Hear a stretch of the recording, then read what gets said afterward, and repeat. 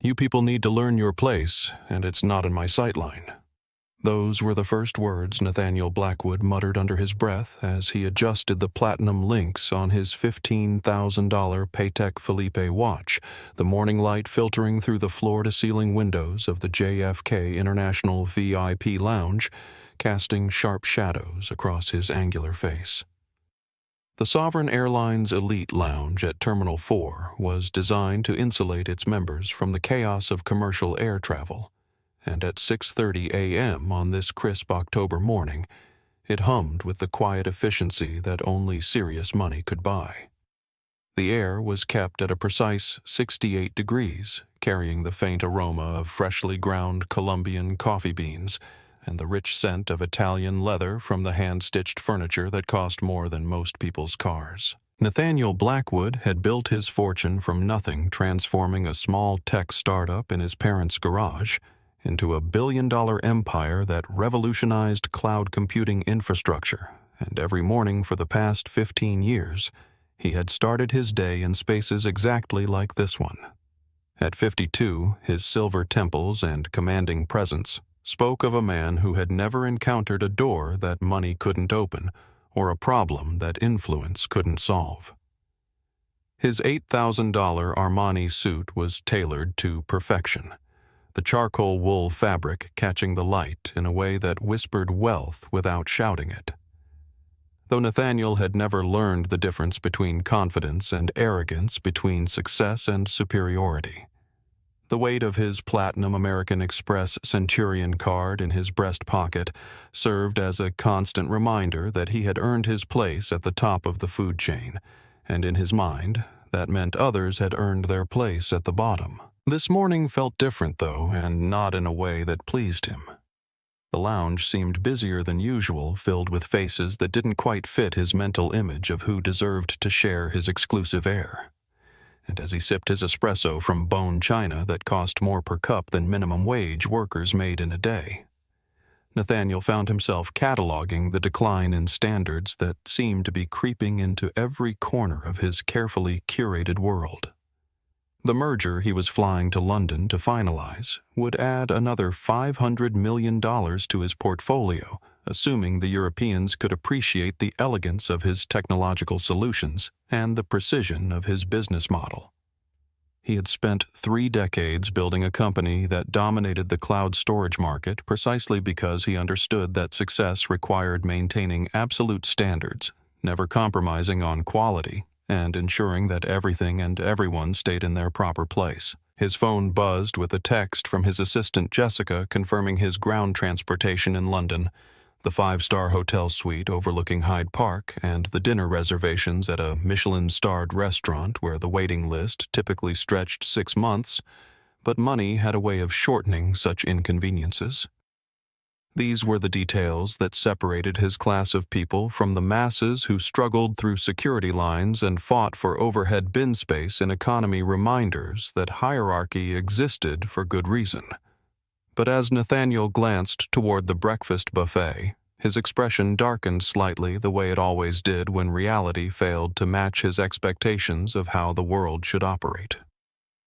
Standing near the panoramic windows overlooking the tarmac, a black woman in her mid-30s was studying the Boeing 777 parked at Gate B-15 with an intensity that struck Nathaniel as distinctly out of place. She wore a navy trench coat over what appeared to be casual slacks. Her hair pulled back in a neat bun that suggested professionalism, but her presence in this exclusive space triggered every alarm bell in Nathaniel's prejudice-wired mind.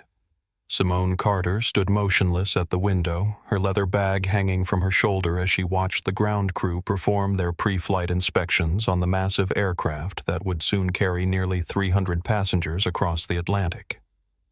To Nathaniel, her stillness read as loitering, her focus as suspicious, and her very existence in his sanctuary as a violation of the natural order he worked so hard to maintain. She wasn't eating from the premium buffet spread or drinking from the top-shelf bar selection, wasn't networking with other business travelers, or working frantically on a laptop like everyone else in the space seemed to be doing. Instead, She simply stood there with a calm confidence that somehow made Nathaniel's skin crawl, though he couldn't articulate exactly why her presence bothered him so much. The truth was that Simone didn't fit any of the categories Nathaniel used to sort people into their proper places in his mental hierarchy, and uncertainty made him deeply uncomfortable in ways he had never bothered to examine. She wasn't dressed in the obvious luxury brands that marked old money, didn't carry the logo-covered accessories that screamed new money, and didn't display the nervous energy of someone who had accidentally wandered into a space above their station.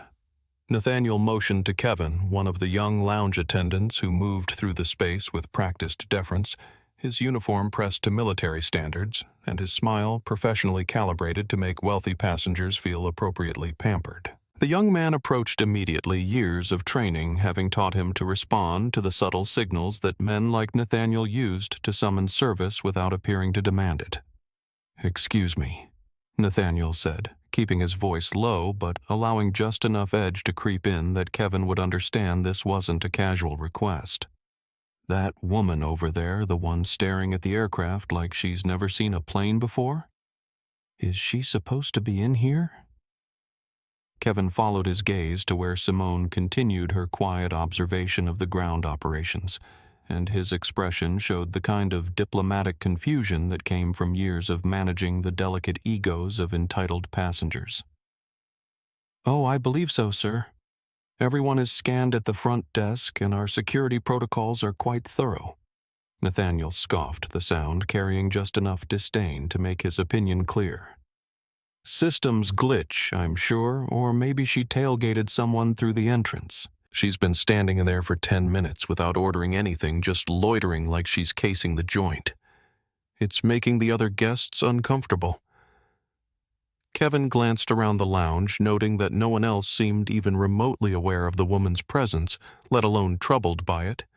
But years of customer service had taught him that contradicting a platinum member was a career-limiting move. "Sir, I really don't think there's any issue, but if you'd like, I could." "I pay $10,000 a year for this membership." Nathaniel snapped, his voice rising just enough to turn a few heads in their direction, though he was careful to maintain the appearance of civilized discourse. "I pay for security and standards, not for the privilege of sharing space with people who obviously don't belong here. Go check her boarding pass, or do I need to call the concierge myself?" Kevin's discomfort was visible as he nodded, reluctantly understanding that refusing a direct request from a top-tier member would create more problems than simply humoring what appeared to be casual paranoia mixed with something darker that he preferred not to name. The conversation between Kevin and Simone lasted exactly 90 seconds, and Nathaniel watched every moment of it, with the intensity of a hawk studying potential prey, waiting for the moment when the young attendant would expose whatever deception had allowed her to infiltrate his exclusive sanctuary. Instead, he witnessed something that made his blood pressure spike in ways his cardiologist had warned him to avoid. Simone turned when Kevin approached her, offering a smile that seemed genuinely warm, rather than the practiced politeness that most people deployed when confronted by authority, and whatever she said to the nervous young man made him laugh in a way that suggested relief rather than the satisfaction of catching an intruder. They spoke briefly. Simone nodded once with casual confidence, and Kevin retreated with the kind of relieved expression that indicated everything was exactly as it should be. When Kevin returned to Nathaniel, his diplomatic smile was strained around the edges the way it always got when he had to deliver information that wealthy passengers didn't want to hear. "She's fine, Mr. Blackwood. She's absolutely authorized to be here, and there's no issue with her presence in the lounge." "Did you see her ticket?" Nathaniel demanded, his voice carrying the kind of edge that made service staff nervous and other passengers pretend not to notice the growing tension. "I didn't need to, sir," Kevin replied carefully. "She has every right to be here, and I can't provide any additional information about another passenger's travel arrangements." Nathaniel's face flushed with the kind of anger that came from having his authority questioned by someone he considered beneath his notice, and his voice dropped to the dangerous whisper that his employees had learned to fear. Unbelievable. Affirmative action boarding passes now just letting anyone in to fill some diversity quota that makes the airline executives feel good about themselves.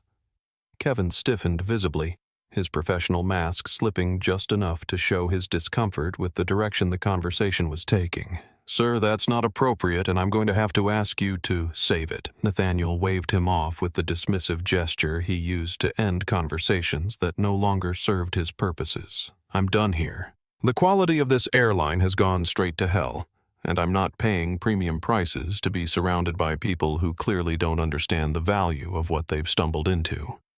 He grabbed his briefcase with the kind of aggressive motion that suggested barely controlled rage, stormed past the breakfast buffet without his usual second cup of coffee, and headed toward the exit with the stride of a man who had been personally insulted by the universe's failure to meet his expectations. As Nathaniel made his way through the carpeted corridors toward Gate B-15, his mind was already constructing the narrative that would allow him to maintain his sense of righteous indignation. The airline was clearly lowering its standards to accommodate political pressure, allowing people into premium spaces who hadn't earned the privilege through the kind of hard work and sacrifice that had built his empire from nothing. He didn't notice that Simone left the lounge approximately 3 minutes after his dramatic exit, walking with the kind of purposeful stride that suggested she had somewhere specific to be and the authority to be there. While Nathaniel fumed his way through the terminal, focused entirely on his own sense of victimhood and the degradation of his exclusive experience, Simone moved efficiently through the concourse and disappeared through a security door marked "Crew Only" that was located near the gate. The boarding announcement for Flight 882 to London crackled over the speakers just as Nathaniel reached the departure area, and he pushed past a young family with a stroller to flash his first-class ticket at the gate agent like a badge of office that demanded immediate recognition. "Mr. Blackwood." "Welcome back," the agent said, with the kind of practiced enthusiasm that airlines train their employees to display for high-value passengers. "Make sure the cabin temperature is properly regulated." Nathaniel grunted, already moving toward the jet bridge without waiting for a response. "And I don't want to be disturbed during the flight unless it's absolutely necessary." The walk down the jet bridge felt like a triumphal march, the familiar transition from the chaos of the terminal to the ordered luxury of first class serving as a daily reminder that the world was still structured correctly for those who had earned their place at the top.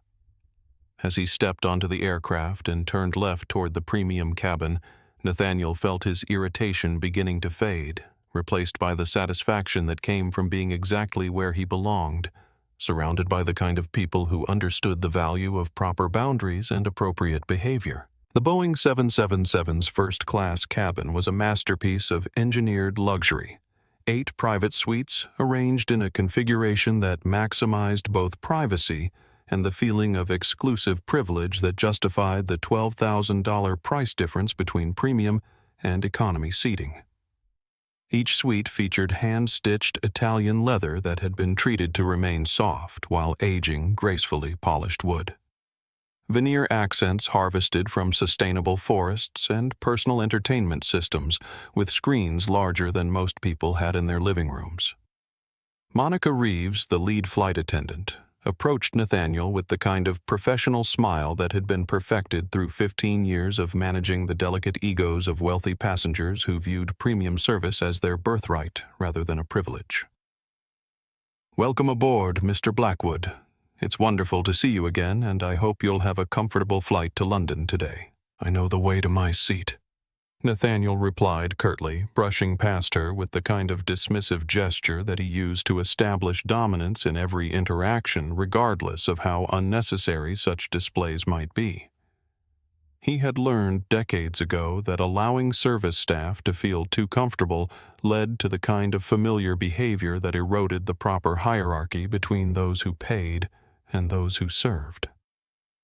As he rounded the corner into the first-class cabin, anticipating the moment of settling into seat 1B and beginning the ritual of pre-flight scotch that marked the transition from the stress of travel to the satisfaction of arrival, Nathaniel stopped so abruptly that his expensive leather briefcase nearly slipped from his hand.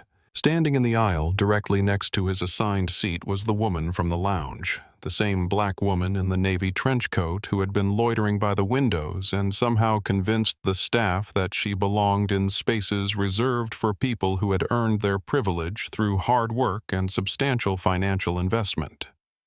She was placing her leather bag into the overhead bin directly above seat 1.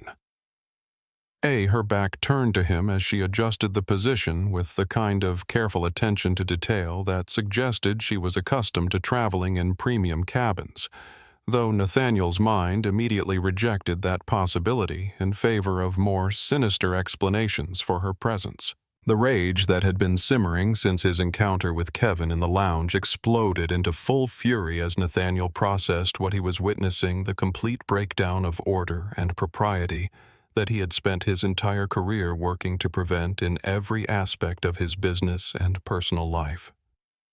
"Hey," Nathaniel barked, his voice cutting through the peaceful silence of the nearly empty cabin like a blade through silk, startling Monica and causing the few other passengers who had already boarded to look up from their phones and tablets with expressions of surprised concern.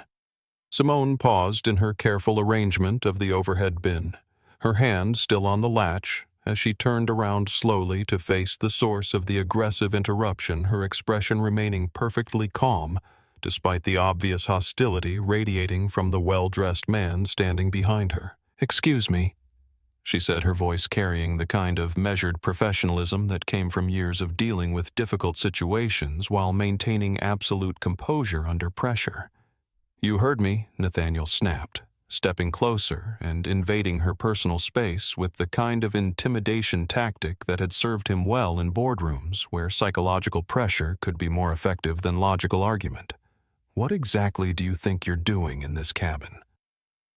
Simone looked at him with the steady gaze of someone who had encountered this type of hostility before and had developed effective strategies for managing it without escalating the situation beyond what was necessary to maintain her own dignity and professional responsibilities. "I'm stowing my bag," she replied simply, her tone remaining perfectly level despite the obvious aggression being directed toward her by someone who clearly believed that his anger alone should be sufficient to make her retreat from whatever position she had taken. The simplicity of her response somehow made Nathaniel's fury burn even hotter, the way it always did when people failed to recognize the authority that his success and status should have commanded in every social interaction. In the first-class bin, Nathaniel let out a cruel laugh that echoed off the polished surfaces of the luxury cabin, the sound carrying undertones of disbelief and contempt that made several nearby passengers look up from their pre-flight preparations with expressions of growing concern. "This bin is reserved for passengers of this cabin, and economy class is back that way back where people like you are supposed to sit." He pointed aggressively down the narrow aisle toward the curtained divider that separated the premium cabin from the masses, his gesture carrying all the dismissive authority of someone who had spent decades using his wealth and status to establish dominance in every social interaction, regardless of whether such displays were necessary or appropriate. Simone looked at his pointing finger, then back up at his flushed face, her expression never changing from the calm professionalism that had served her well in far more challenging situations than dealing with an entitled passenger who clearly believed that his ticket price gave him the right to police the behavior of others. "I am aware of where economy class is located," she said quietly, her voice carrying the kind of measured authority that came from years of training in de-escalation techniques and conflict resolution. "However, I need to place this bag here for operational reasons." "Operational reasons." Nathaniel's voice rose to a near shout, his face turning the mottled red that his personal physician had warned him indicated dangerously elevated blood pressure. "The only operation happening here is your attempt to steal premium amenities that you haven't paid for because you think the rules don't apply to people like you." The psychological roots of Nathaniel's rage ran deeper than simple entitlement or even garden-variety racism, though both of those elements certainly played their part in the toxic cocktail of emotions that was driving his increasingly aggressive behavior.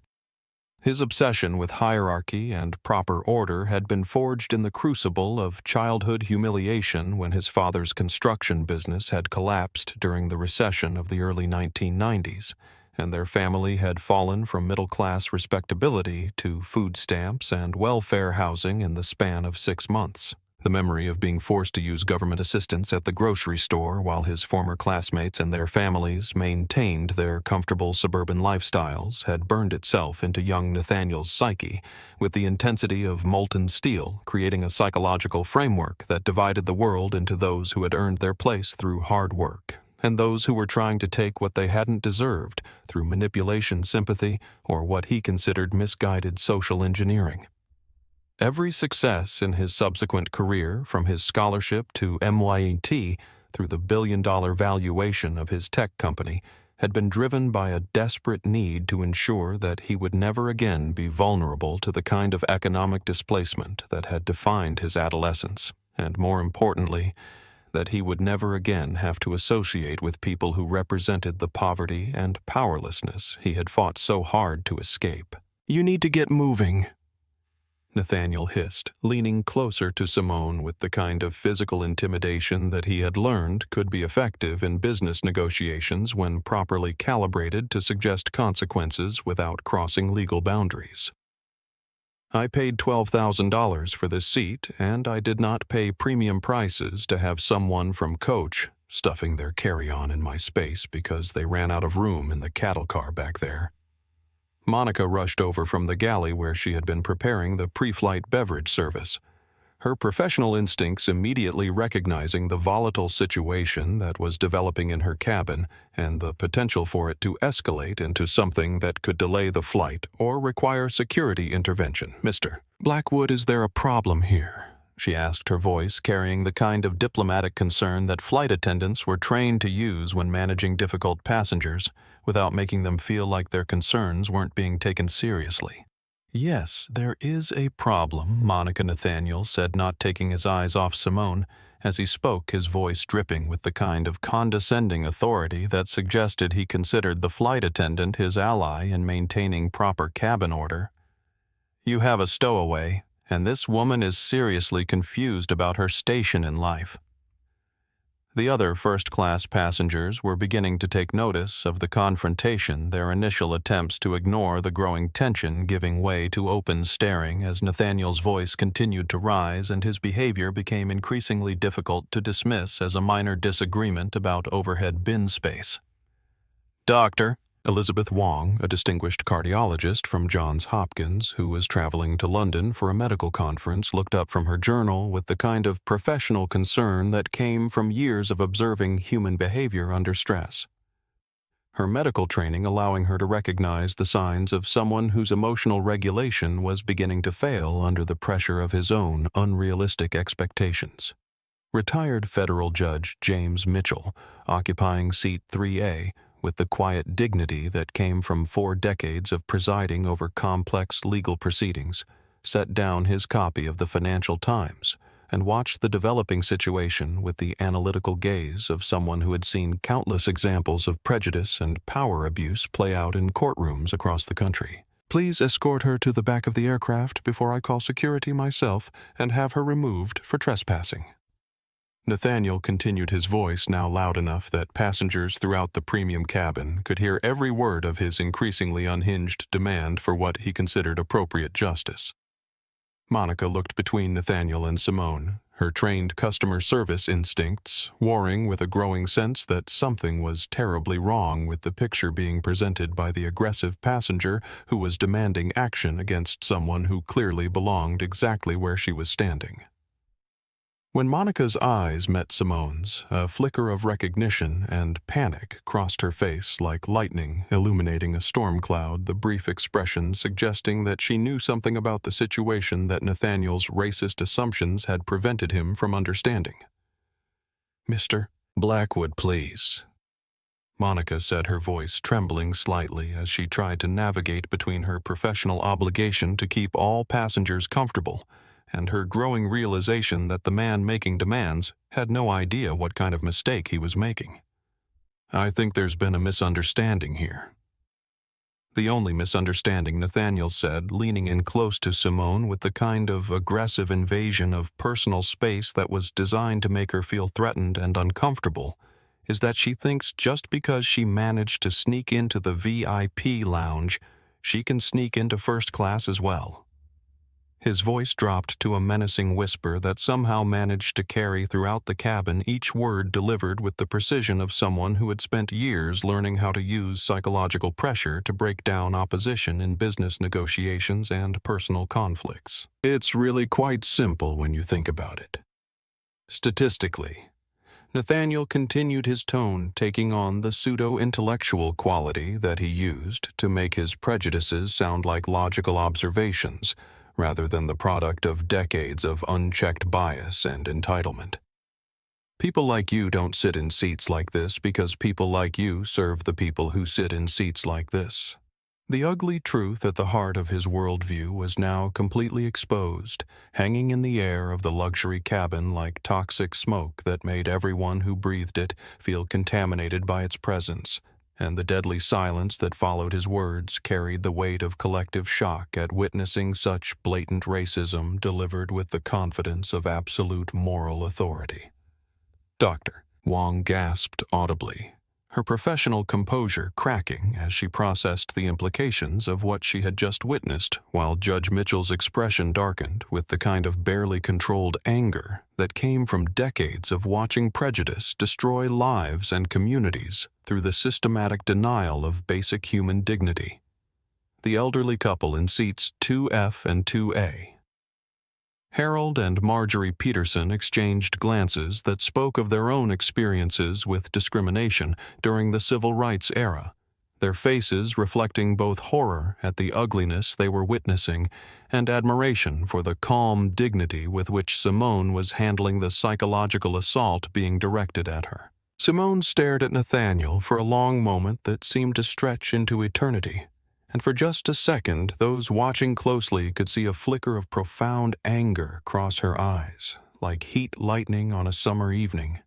The brief expression suggesting depths of controlled fury that could have consumed the entire aircraft if allowed to burn freely.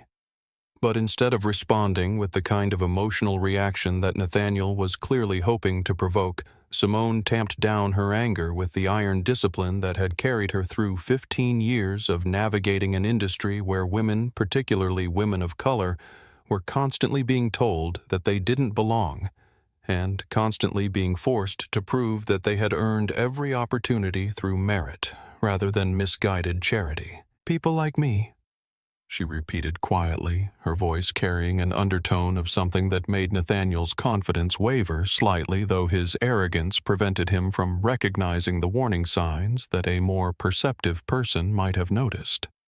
"Yes," Nathaniel sneered, puffing out his chest with the satisfaction of someone who believed he had successfully established dominance through the simple expedient of saying what everyone else was supposedly thinking, but lacked the courage to express. "Now move before security drags you out of here in handcuffs." The intercom system crackled to life with the measured voice of First Officer James Rivera, a former Navy pilot whose calm professionalism had been honed through years of carrier landings and combat missions over hostile territory. "Ladies and gentlemen, this is the flight deck. We apologize for the delay in our departure this morning, but we are currently addressing a discrepancy with the flight manifest and a security protocol issue regarding the seating arrangement. We ask for your patience as we work to resolve this situation, and we hope to have an update for you in approximately 10 minutes. Nathaniel's face lit up with vindictive satisfaction as he processed the announcement, interpreting it as confirmation that his complaints about the unauthorized passenger were being taken seriously by the flight crew, and that proper order was finally being restored to his disrupted world. "There it is," he shouted, startling Mrs. Peterson so badly that she dropped her reading glasses. "I knew it." She's obviously refusing to sit in her assigned seat in economy, and now she's holding up the entire flight while the crew tries to sort out her delusions of grandeur. He turned to address the other passengers, seeking validation from people he assumed shared his values and his interpretation of the situation. "Are we going to let one person hold 300 passengers hostage?" just because she feels entitled to amenities she didn't pay for? The cabin fell into an uncomfortable silence as the other passengers tried to process both the confrontation they were witnessing and the growing realization that they were watching something far more serious than a simple dispute over seating arrangements. "Sir, you need to sit down and fasten your seatbelt," Monica said firmly, stepping between Nathaniel and Simone with the kind of professional authority that flight attendants were trained to deploy when passenger behavior began to threaten flight safety or the comfort of other travelers. "No," Nathaniel declared, his voice booming through the intimate space of the first-class cabin with enough volume to be heard clearly by passengers in the premium economy section beyond the divider. "I've had enough of this charade, and I'm not taking my seat until she removes her bag and leaves this cabin where she obviously doesn't belong." He crossed his arms over his chest and planted his feet in a stance that suggested he was prepared to physically block the aisle until his demands were met, his expensive suit and confident posture creating a bizarre contrast with the childish petulance of his behavior. "I want her boarding pass checked right now in front of everyone." Nathaniel continued his voice, taking on the commanding tone he used in board meetings when he needed to establish dominance over people who might otherwise question his authority. "Let's see that economy ticket, row 45 or 50, somewhere near the toilets, where people who can't afford premium accommodations are supposed to sit." Judge Mitchell had heard enough. "Son, you need to back down before you say something that lands you in federal court," he said, his voice carrying 4 decades of judicial authority and barely controlled anger at witnessing the kind of prejudice that had poisoned American society for generations. "Stay out of this, old man," Nathaniel snapped without even looking back, his attention remaining focused on Simone, as if she were a problem that could be solved through sufficient application of wealth status and aggressive intimidation. Dr. Wong tried a different approach, her medical training suggesting that de-escalation might be possible if she could appeal to whatever rational thought processes might still be functioning beneath Nathaniel's obvious emotional dysregulation. "Mr. Blackwood, perhaps we could all just take a moment to calm down and discuss this situation more civilly," she said, her voice carrying the soothing authority that she used with agitated patients in the cardiac intensive care unit. "Calm down." Nathaniel whirled on her with fury that seemed to surprise even him with its intensity.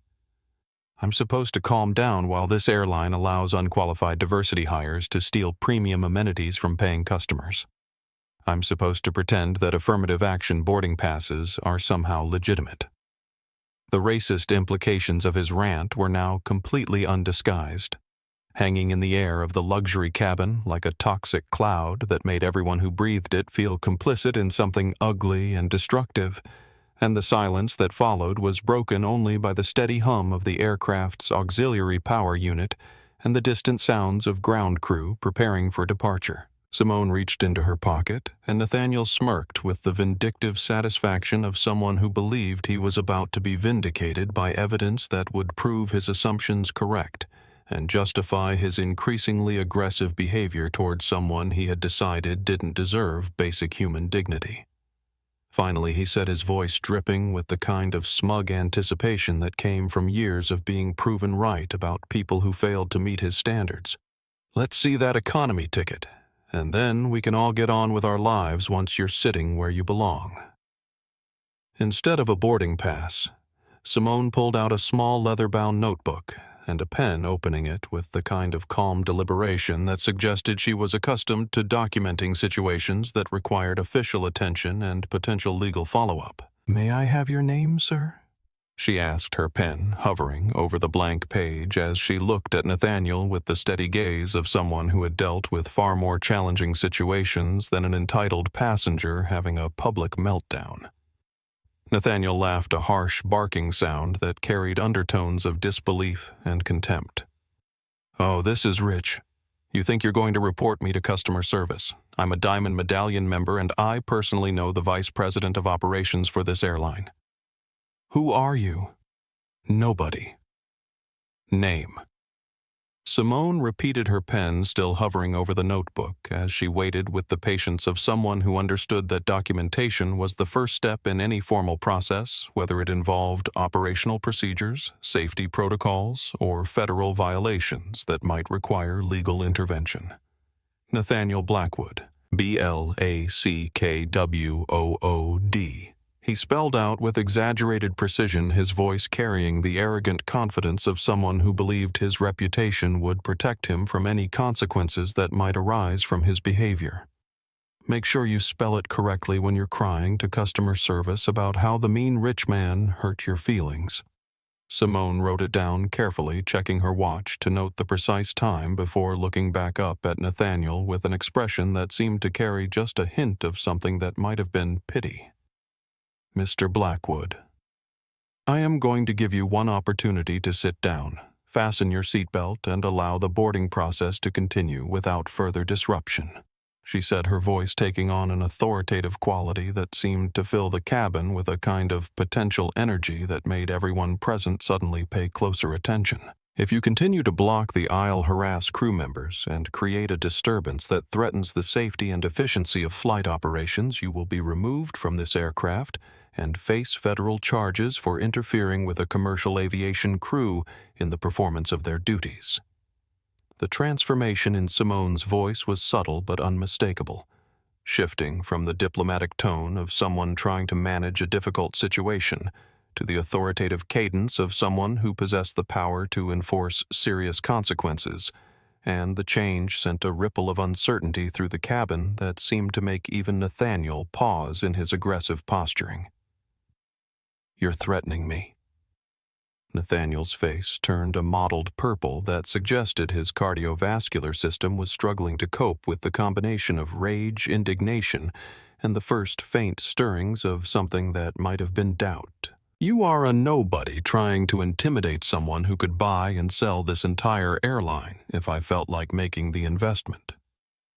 He took another step forward, invading Simone's personal space with the kind of physical aggression that crossed the line from verbal harassment into potential assault, his expensive cologne failing to mask the acrid scent of stress hormones that his body was producing in response to the confrontation. I know exactly who you are. Nathaniel continued, his voice dropping to a menacing whisper that carried throughout the cabin despite its low volume. You're probably some affirmative action hire for the cleaning crew who got lost on your way to empty the trash cans, wandered into spaces where you don't belong, and now you're trying to intimidate your betters with threats about federal charges. The racism was no longer veiled behind pseudo-intellectual observations about statistics or polite concerns about proper procedures, but raw and ugly and exposed for everyone in the cabin to witness, and the collective intake of breath from the other passengers sounded like wind rushing through a cave. Statistically speaking, Nathaniel added with the kind of casual cruelty that suggested years of practice in using prejudice to wound and intimidate. Who do you think the authorities will believe when this gets sorted out? The man in the $5,000 suit with platinum status and congressional connections, or the woman who looks like she should be serving my drinks? Judge Mitchell rose from his seat with the kind of deliberate motion that suggested barely controlled fury. That's enough. You disgusting piece of Sir Simone, said quietly, raising one hand to stop the judge's intervention while keeping her eyes locked on Nathaniel's flushed face. I can handle this. She looked at Nathaniel for a long moment that seemed to stretch into eternity, her calm expression never wavering, despite the psychological assault he had just directed at her. And when she finally spoke, her voice carried the kind of measured authority that came from years of making life-and-death decisions under pressure. Mr. Blackwood, you care a great deal about statistics, so let me share one with you, she said, closing her notebook and sliding it back into her pocket with movements that seemed almost ceremonial in their precision. In the commercial aviation industry, less than 1% of airline captains are black women. Nathaniel rolled his eyes with exaggerated contempt. Fascinating. I don't care about your diversity statistics or your social justice lectures. Move to the back of the aircraft where you belong. It's a very small number. Simone continued, her voice taking on a quality that seemed to make the air in the cabin itself grow heavier, as if the atmospheric pressure were changing in ways that suggested an approaching storm. Which means that when you encounter one of us, you should probably treat her with the respect that the position demands, because you never know who might be holding the keys to your destination. Something in her tone finally penetrated Nathaniel's arrogance, and for the first time since the confrontation began, doubt flickered across his face like a shadow passing over the sun, though his ego prevented him from recognizing the significance of what he had just heard. "Are you done with your little speech?" he asked, waving his hand toward the economy section with dismissive authority. "Because I'm tired of listening to your attempts to sound important when everyone here knows exactly what you are and where you belong." Simone nodded to Monica, who had been watching the exchange with growing horror and the kind of anticipatory dread that comes from knowing that a situation is about to explode in ways that no one could have predicted. "I'll handle it from the front," Monica Simone said, her voice returning to its earlier professional calm. "Please get Mr. Blackwood whatever he needs to help him relax. He seems to be under a great deal of stress."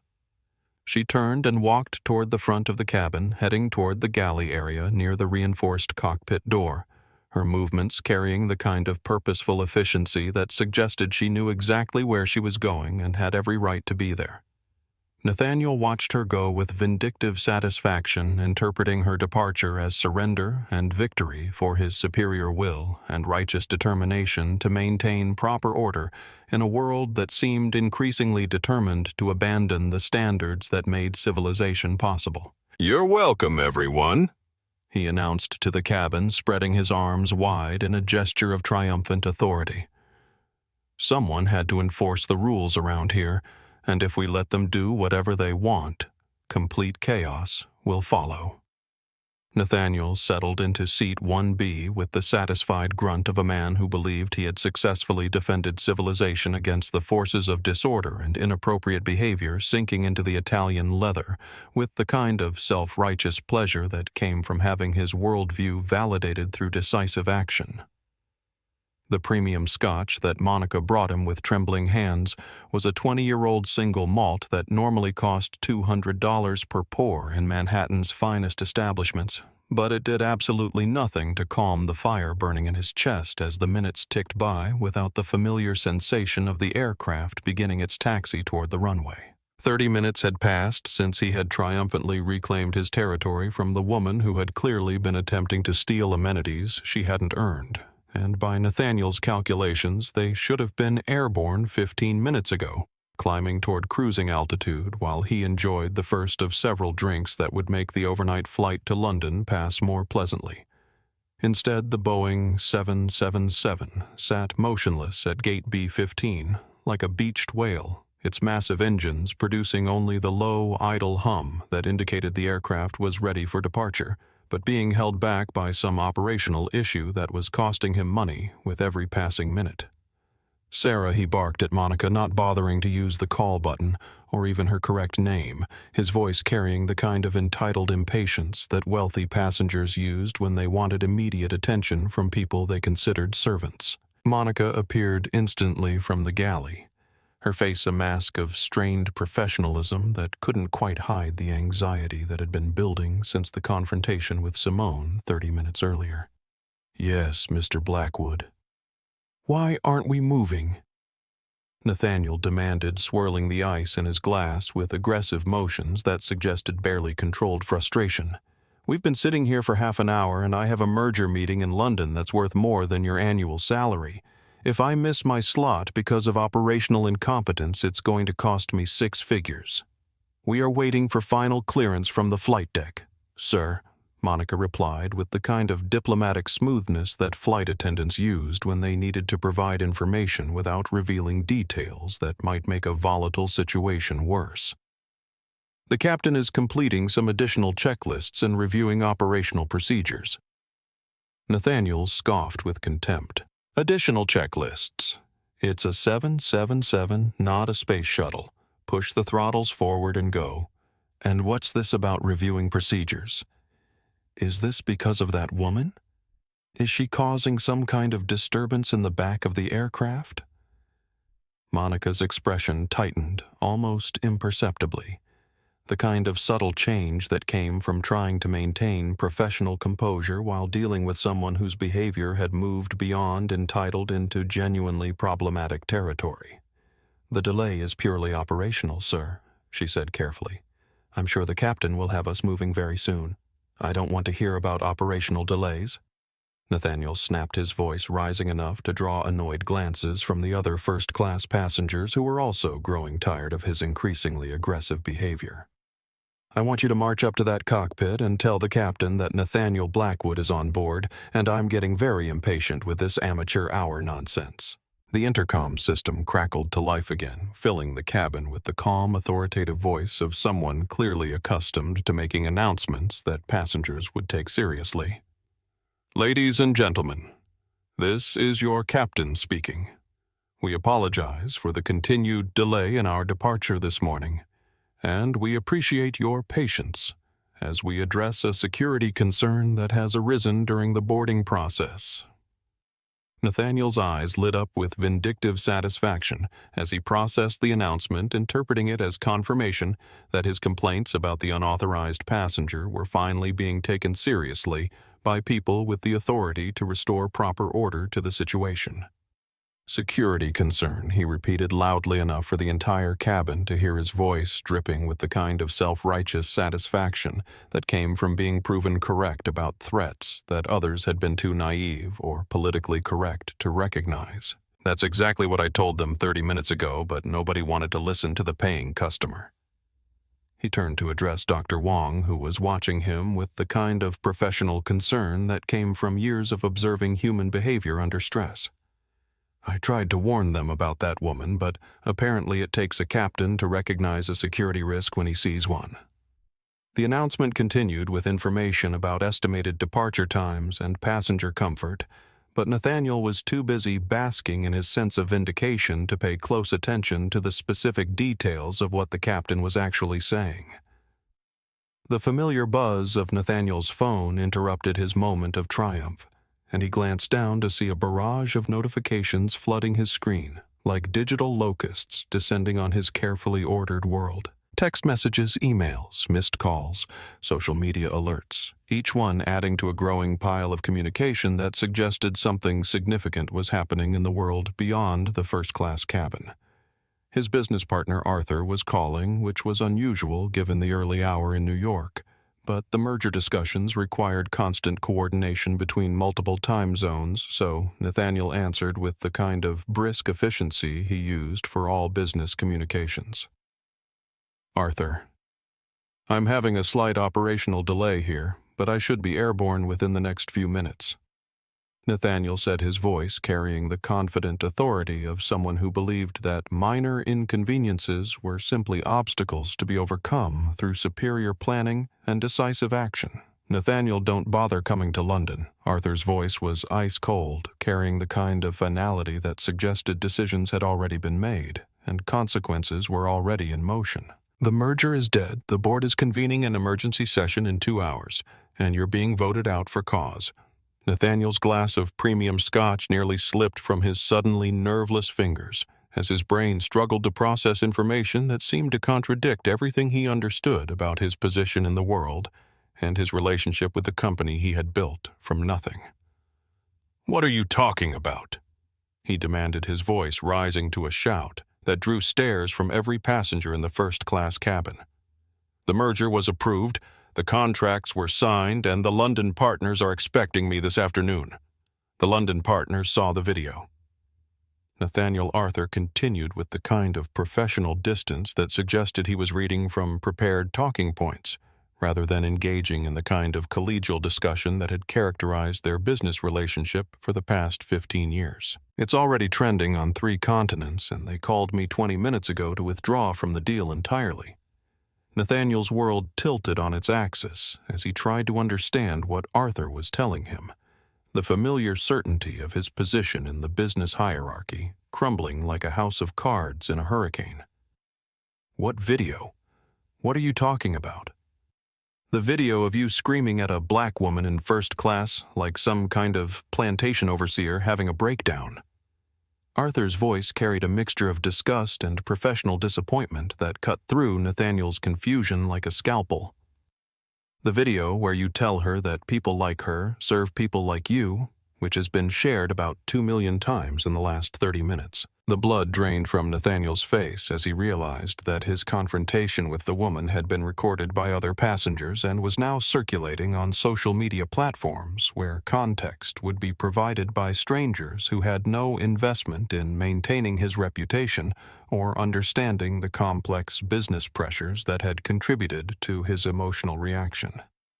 His phone was vibrating constantly, now notifications arriving faster than he could process them, each one representing another crack in the foundation of the empire he had spent 3 decades building through careful cultivation of his professional image and strategic management of his public persona. The board reviewed the morality clause in your contract, Arthur continued with bureaucratic efficiency. Section 4, Paragraph 2, which you signed yourself 5 years ago. Public behavior that damages the company's reputation or contradicts our stated values regarding diversity and inclusion provides grounds for immediate termination without severance or consideration. Nathaniel felt the walls of the luxury cabin closing in around him as he realized that the consequences of his behavior were spreading through his professional world like wildfire, consuming everything he had worked to achieve his carefully constructed identity as a successful businessman, crumbling under the weight of his own publicly displayed prejudices. "You can't do this to me," he whispered, his voice cracking with the kind of desperation that came from watching a lifetime of achievement disappear in the span of a single phone conversation. "I built that company from nothing. I made all of you rich. And you just destroyed its reputation in 5 minutes of racist ranting that's going to cost us clients partnerships and credibility that took decades to build." Arthur replied with finality. "Security is clearing out your office as we speak, and HR will be in touch about the legal procedures for your termination." The line went dead, leaving Nathaniel staring at his phone in shock as he tried to process the complete reversal of fortune that had somehow emerged from what he had believed was a simple matter of maintaining proper standards and appropriate behavior in premium accommodations. Nathaniel's hands shook as he scrolled through the notifications on his phone, each message representing another pillar of his carefully constructed life, collapsing under the weight of a viral video that had transformed him from a respected businessman into an international symbol of entitled racism. His wife, Rebecca, had sent a brief text, "Saw the video. Kids and I are staying at my sister's. Lawyer will contact you about divorce proceedings. Don't come home." The message was time-stamped only 15 minutes earlier, suggesting that the social media firestorm had spread fast enough to reach his family before he even understood what was happening. The Hamptons Country Club had revoked his membership pending investigation of conduct incompatible with club values, according to an email that arrived while he watched. His favorite Manhattan restaurant had canceled his standing reservation, citing their commitment to providing a welcoming environment for all guests. Even his personal assistant, Jessica, had resigned via text message, writing only "effective immediately." "Cannot be associated with this behavior. Please don't contact me." The intercom crackled again, but this time the voice carried an authority that seemed to penetrate Nathaniel's shock and demand his attention in ways that transcended his personal crisis. "Ladies and gentlemen, this is Captain Carter. We have resolved our operational issues and will be ready for departure as soon as we address a passenger conduct matter. Thank you for your continued patience. Captain Carter." The name hit Nathaniel's consciousness like a lightning bolt as he realized that the woman he had spent 30 minutes humiliating and dismissing was apparently the captain of the aircraft, the person whose authority over the flight was absolute, and whose professional competence would determine whether 300 passengers reached their destination safely. His phone buzzed with an incoming call from his lawyer, David Chen, and Nathaniel answered with the desperate hope that legal expertise might provide some way to contain the damage that was spreading through his life like a malignant tumor. Nathaniel, I've been watching the video for the last 20 minutes, and I have to tell you that there's nothing I can do to help you, David said without preamble, his voice carrying the kind of professional distance that lawyers used when they needed to abandon clients who had become legal liabilities. David, you have to understand the context. Nathaniel began, his voice pleading in ways that would have been unthinkable just an hour earlier. The airline's security was completely inadequate, and I was just trying to maintain proper order. Nathaniel, you racially harassed an airline captain in front of dozens of witnesses who recorded everything. David interrupted with the brutal honesty that came from 20 years of criminal defense practice. The FAA takes interference with flight crews very seriously, and this is going to result in federal charges that could include substantial fines and potential jail time. The cabin seemed to spin around Nathaniel as he realized that his public confrontation with someone he had assumed was powerless might actually result in criminal prosecution by federal authorities who had no interest in his business connections or his political contributions. Furthermore, David continued, the viral nature of the video means that any lawsuit you might consider filing would only draw more attention to your behavior and provide additional evidence of the racial animus that motivated your actions. My professional advice is to retain criminal counsel immediately and prepare for the possibility of federal prosecution. Nathaniel ended the call and sat in stunned silence as the full scope of his situation became clear. He had transformed himself from a billionaire businessman into a social pariah in the span of 30 minutes, all because he had made assumptions about someone's place in the world based on the color of her skin and his own sense of racial superiority. The cockpit door opened with mechanical precision, and Nathaniel looked up to see a figure in full captain's uniform emerging from the flight deck, 4 gold stripes gleaming on the sleeves of a crisp white shirt. Peaked cap, positioned with military precision and an expression of calm authority that commanded immediate respect from everyone in the cabin. The woman walking toward the first-class cabin was unmistakably the same person Nathaniel had spent 30 minutes trying to humiliate and remove from what he considered his exclusive territory. But now she wore the complete uniform of an airline captain, her 4 gold stripes catching the cabin lights like beacons of authority that transformed the entire dynamic of the confrontation.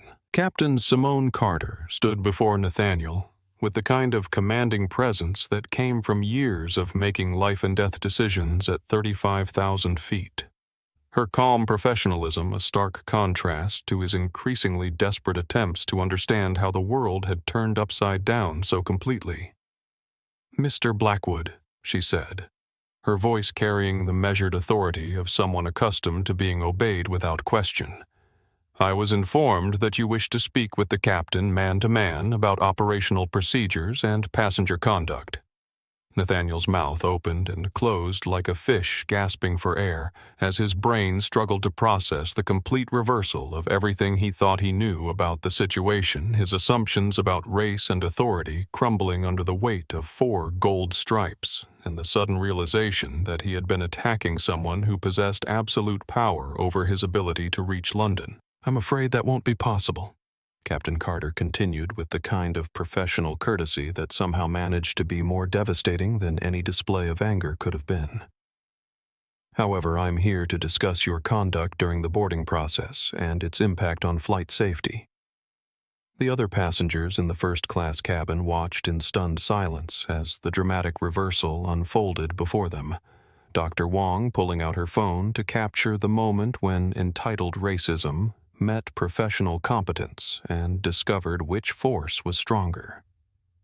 "You," Nathaniel croaked, his voice barely audible, as the magnitude of his mistake crashed over him like a tsunami of humiliation and professional destruction. "Good afternoon, Mr. Blackwood," Captain Carter replied with calm professionalism. "I believe you had some concerns about passenger qualifications and seating arrangements that you wanted to discuss with the person in charge of this aircraft." Judge Mitchell began to chuckle, a low rumbling sound that grew into outright laughter as he watched karma deliver the kind of poetic justice that 30 years on the federal bench had taught him was rare but deeply satisfying when it occurred. "You asked for my boarding pass earlier." Captain Carter continued, reaching into her pocket to withdraw a small leather credential case. "I don't carry a boarding pass because I don't need one. I have these instead." She opened the case to reveal her FAA commercial pilot's license, her airline transport pilot certificate, and her company identification.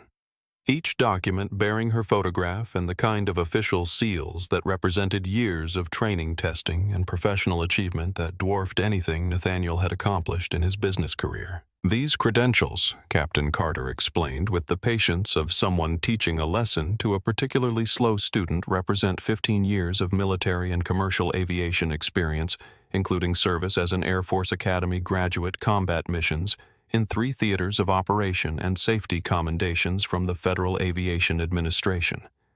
Nathaniel collapsed back into his seat as if his spine had been removed, his face cycling through shades of red and white as his cardiovascular system struggled to cope with the complete psychological devastation of having his worldview demolished by someone he had tried to treat as inferior. "Mr. Blackwood, you are no longer welcome on this aircraft," Captain Carter said with quiet finality.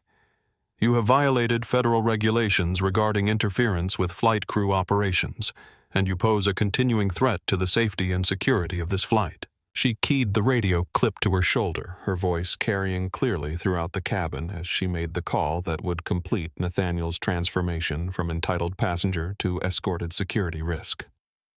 "Ground control. This is Captain Carter.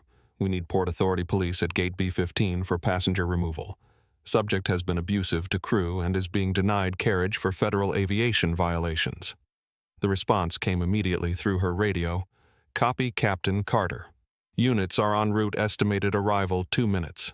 The video of Nathaniel Blackwood's racist meltdown and subsequent humiliation spread across social media platforms with the speed and intensity of a wildfire consuming dry timber, each share and repost carrying his ugly behavior to audiences around the world who watched in fascination as entitled arrogance met professional competence and lost decisively. Within 6 hours of the original posting, #Captain Carter was trending on 3 continents, with millions of people sharing their own stories of workplace discrimination and celebrating the moment when someone who had tried to abuse their perceived privilege faced immediate and decisive consequences for their behavior.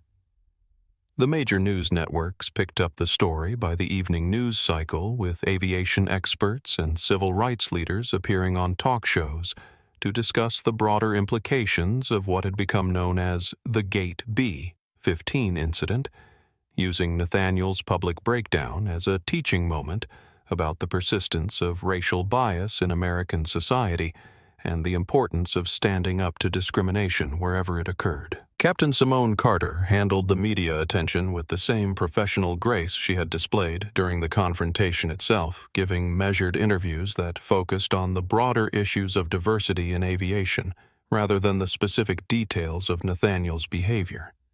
Though she made it clear that such incidents were far from rare in an industry where women of color faced constant questioning of their qualifications and authority.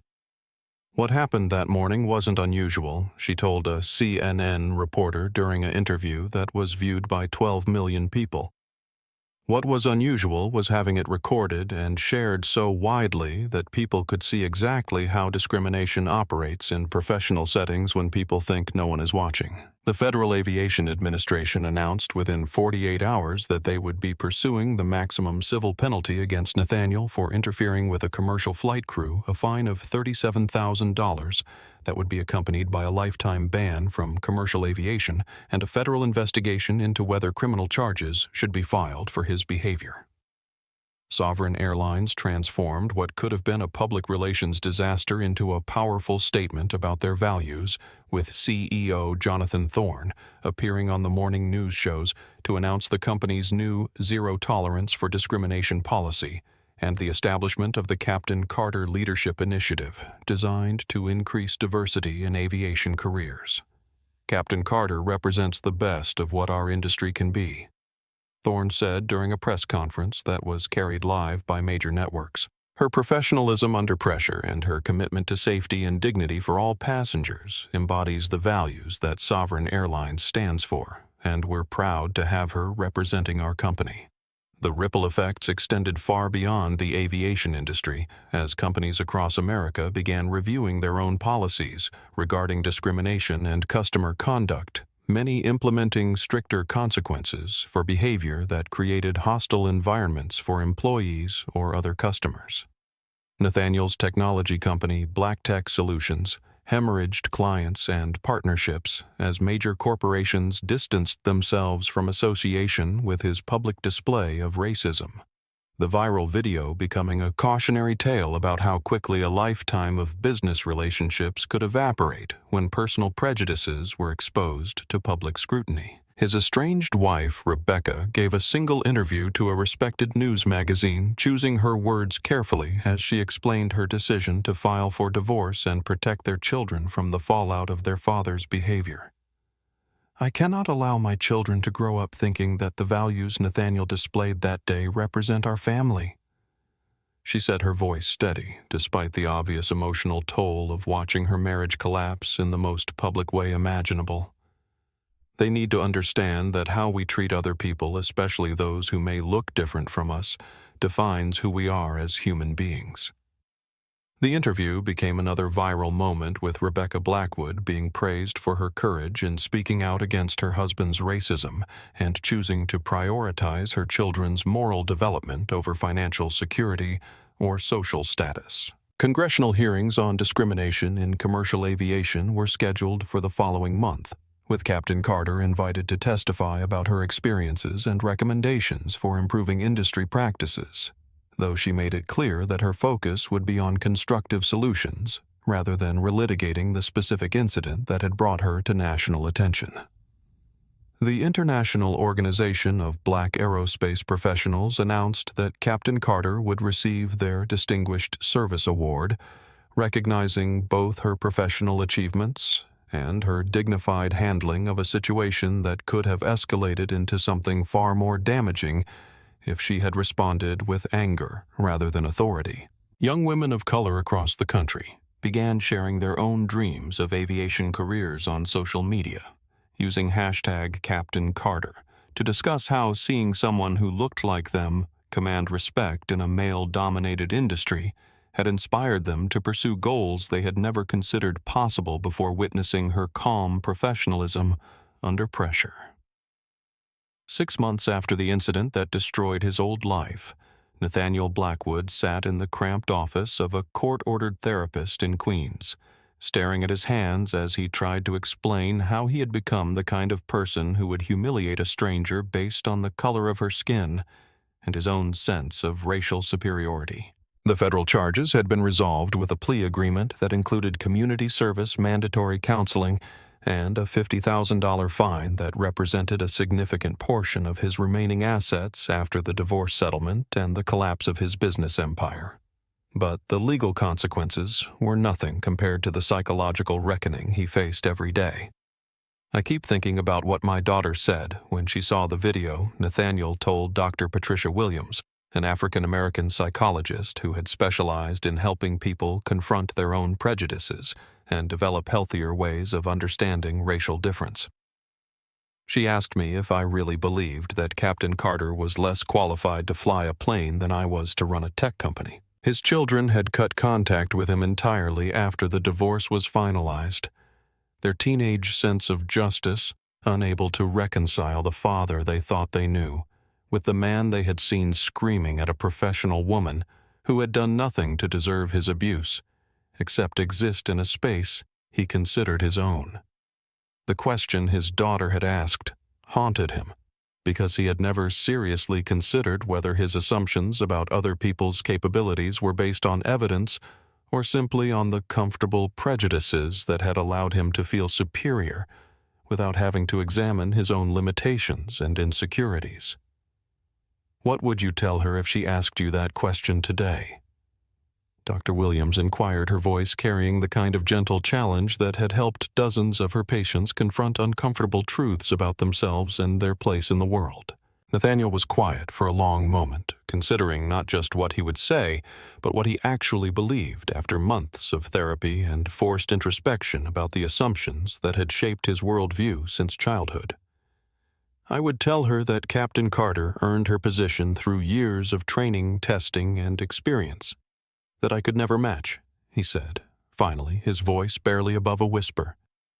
And that I attacked her, because seeing her competence challenged everything I believed about who deserves respect and authority in this world. Meanwhile, Captain Carter was receiving a very different kind of recognition for her handling of the incident, standing before an audience of 500 aviation professionals at the National Women in Aviation Conference as she accepted the organization's Lifetime Achievement Award at the age of 34. What happened that morning could have destroyed my faith in this industry, she told the crowd, her voice carrying clearly through the convention center auditorium. Instead, it reminded me why representation matters, and why we can never give up on creating spaces where everyone who earns their wings can fly without having their qualifications questioned because of their appearance. The audience rose to their feet in sustained applause, recognizing not just her professional accomplishments, but her grace under pressure and her commitment to making aviation more welcoming for the next generation of pilots who would follow in her contrails. The Simone Carter Scholarship Fund had already sent 12 young women through flight training, with applications pouring in from across the country as word spread about opportunities for aspiring pilots who might never have considered aviation careers accessible before seeing someone who looked like them command respect in the cockpit. The auditorium at the National Aviation Academy buzzed with anticipation as Captain Simone Carter stepped to the podium, her uniform immaculate and her presence commanding the kind of respectful silence that came from an audience eager to hear from someone who had become a symbol of professional excellence and personal dignity under pressure. In the front row sat 50 young women of color ranging in age from 16 to 25. Each one there because they had been inspired by a viral video to pursue dreams they had never imagined possible, and their faces reflected a mixture of admiration and determination that spoke to the lasting impact of that October morning at JFK International Airport. 6 months ago, I encountered a passenger who believed that my appearance disqualified me from positions of authority and responsibility. Captain Carter began, her voice carrying easily through the state-of-the-art sound system to reach every corner of the packed auditorium.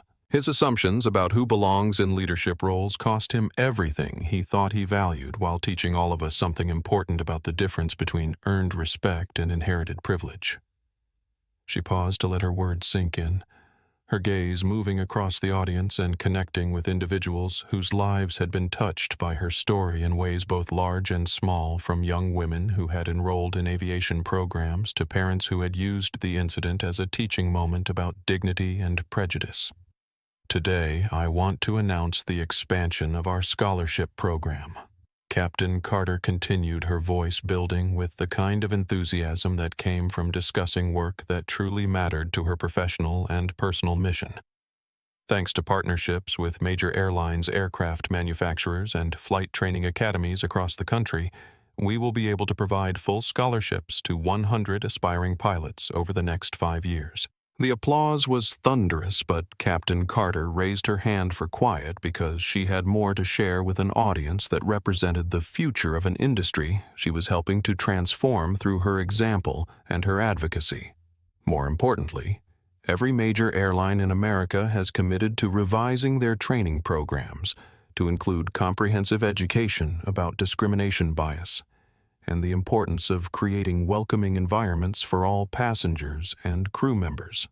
She said, her words carrying the weight of institutional change that would outlast any individual career or achievement.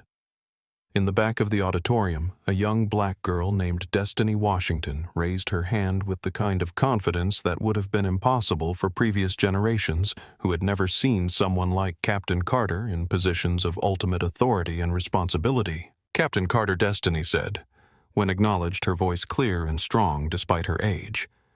My dad says that some people think women like us don't belong in cockpits because flying planes is too important to trust to people who look like us.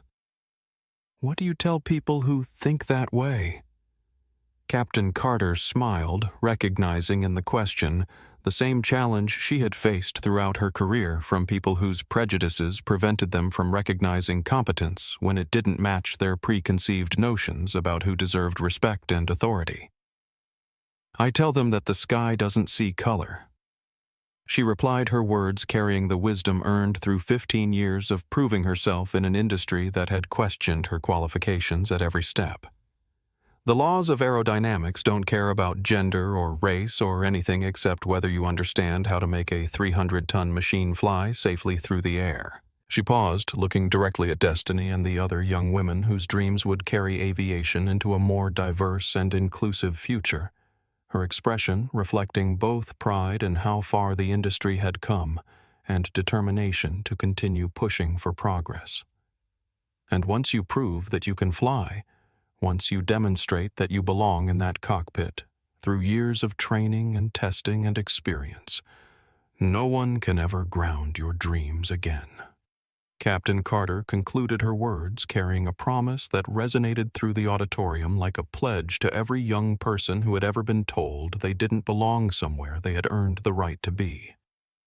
The standing ovation lasted for 5 full minutes, but Captain Carter's attention was focused on the faces in the audience, particularly the young women who would carry her legacy forward into a world where assumptions about who could fly planes would be based on competence rather than appearance. After the formal presentation, she spent an hour taking individual questions and posing for photographs with aspiring pilots who wanted to remember the moment when someone who looked like them stood before them as proof that barriers could be broken and dreams could be achieved through dedication and skill. As the event concluded and the audience began to file out, Captain Carter reflected on the journey that had brought her from that confrontational morning at JFK to this moment of celebration and possibility. Understanding that sometimes the most important victories came not from avoiding conflict, but from handling it with the kind of grace and professionalism that elevated everyone involved. The incident with Nathaniel Blackwood had been ugly and painful, but it had also created opportunities for conversations about discrimination that might never have happened otherwise, and the institutional changes that followed would protect countless future passengers and crew members from experiencing the same kind of prejudice that had been exposed so dramatically that October morning. Standing in the empty auditorium as the last of the attendees departed, Captain Carter thought about the young women who would soon be earning their wings and commanding their own aircraft, carrying forward a legacy of excellence that had nothing to do with the color of their skin, and everything to do with their commitment to safety professionalism and the dream of touching the sky. 2 years after the incident that transformed her from an accomplished pilot into a national symbol of dignity under pressure.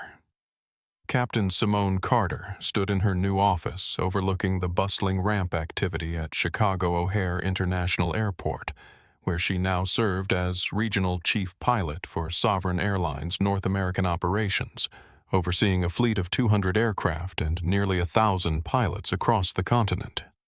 The Nathaniel Blackwood incident, as aviation industry professionals had come to call it, had sparked federal legislation requiring enhanced civil rights training for all airline personnel and stricter penalties for passengers who engaged in discriminatory behavior toward crew members or fellow travelers. Nathaniel himself, now working under an assumed name as a mid-level technology consultant in a small firm outside Phoenix, remained permanently banned from commercial aviation worldwide. His attempts at public rehabilitation consistently failing as potential employers and clients discovered his viral infamy through simple internet searches that made his name toxic to any organization concerned about its public reputation. The ripple effects of that October morning continued expanding through the aviation industry and beyond, with Sovereign Airlines diversity initiatives becoming the gold standard for corporate responsibility in commercial aviation, their pilot training programs now achieving 40% participation by women and minorities, compared to less than 5% before the reforms that followed Captain Carter's dignified handling of racial harassment. Her scholarship fund had grown into a multi-million-dollar endowment that had already sent 47 young women of color through comprehensive flight training, with graduates now flying for major airlines across North America and serving as living proof that the sky truly had no limits for those willing to earn their wings through dedication and skill. The viral video remained required viewing in aviation management courses and business ethics programs at universities around the world, teaching the next generation of industry leaders that professionalism, competence, and human dignity must transcend any prejudiced assumptions about who deserves positions of authority and responsibility in fields where lives depend on expertise rather than appearance. On quiet evenings in her downtown Chicago apartment, Captain Carter still received letters and emails from young pilots thanking her for showing them that excellence could overcome prejudice, and that responding to discrimination with grace and authority was more powerful than any display of anger could ever be. Each message reminding her that the confrontation she had never wanted had created opportunities for progress that might have taken decades to achieve through conventional advocacy alone. She kept Nathaniel Blackwood's original complaint letter in a frame on her office wall, not as a trophy celebrating his downfall, but as a daily reminder that every time someone underestimated her capabilities based on their own prejudices, she possessed the power to prove them catastrophically wrong through the simple expedient of being exactly who she had always been: a professional aviator whose qualifications spoke louder than anyone's assumptions ever could. The best revenge she had learned through experience that no one should have to endure wasn't getting even with people who tried to diminish your worth based on their own limitations, but rather soaring higher than they ever imagined possible, and using that altitude to lift up the next generation of dreamers who refused to accept that the color of their skin should determine the height of their ambitions.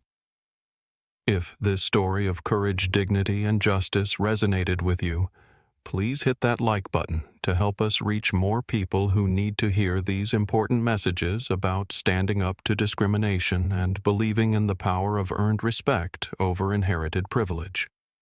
Subscribe to our channel for more inspiring stories of ordinary people doing extraordinary things when faced with prejudice and hatred, because these stories of transformation and growth need to reach as many people as possible. Share this video with your family, friends, and community, and drop a comment below telling us about times when you or someone you know stood up against injustice, because your voice matters and your courage to speak up can inspire others to choose dignity over hatred every single day.